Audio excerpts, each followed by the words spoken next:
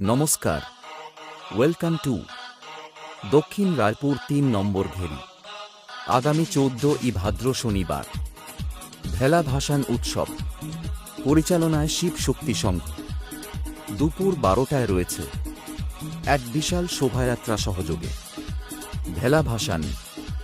এই পূজা উপলক্ষে সমস্ত বক্স লাভারদের আমন্ত্রণ জানাই।